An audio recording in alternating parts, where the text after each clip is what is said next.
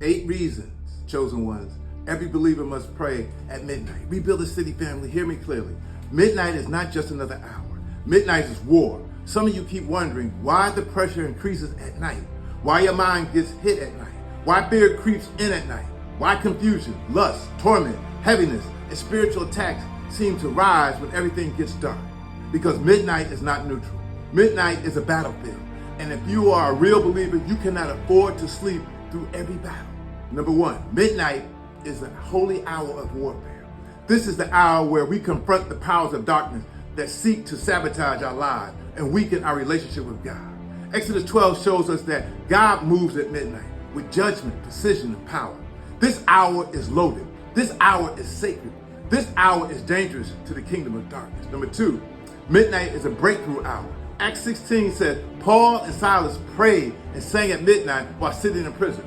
And what happened? God shook the foundation. Not just their chains broke, everybody's chains broke. Not just their doors open, everybody's door opened. Catch this. The other prisoners heard them, but they did not sing with them. They listened, but they did not participate.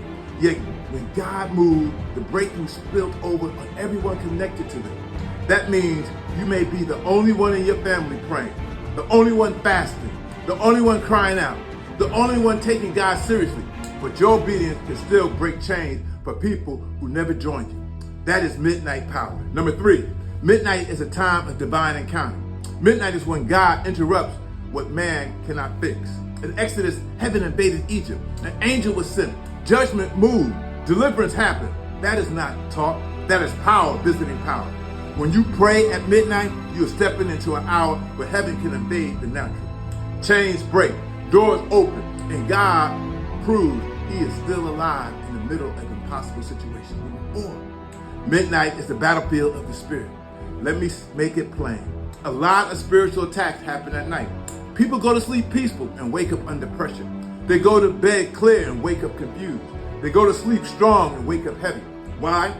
Because things move in the spirit while people are asleep in the flesh. And every time you refuse to pray, you're giving permission to something. But every time you rise in prayer, you are also giving permission for heaven to intervene, for angels to war, for God to step into your situation. Midnight is not a casual hour. It's a defense hour, a war hour, a gatekeeping hour. Number 5, midnight is the hour of deliverance. Exodus 12 makes it plain. Midnight is when God separates his people from oppression. Midnight prayer activates judgment against the enemy and deliverance for the believer. This is the hour where cycles break, yokes break, chains break, generational opposition and oppression gets challenged. Dark patterns get interrupted. Midnight is not just where you survive attacks. Midnight is where God brings you out. Number 6, midnight is also a time of divine favor and open heaven.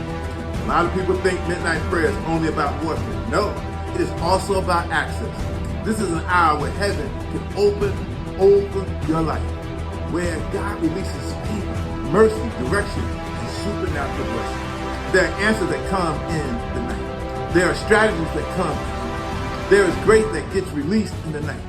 When others are asleep, believers who seek God at midnight position themselves for divine advantage. Number 7, midnight is where you command the day. The book of Job says, have you commanded the morning? In other words, have you ordered your day? That means your day should not just happen to you. You can speak into it. You can legislate in the spirit. You can settle things before the sun even rises. Because hear me, it is dangerous to walk into a day you did not order.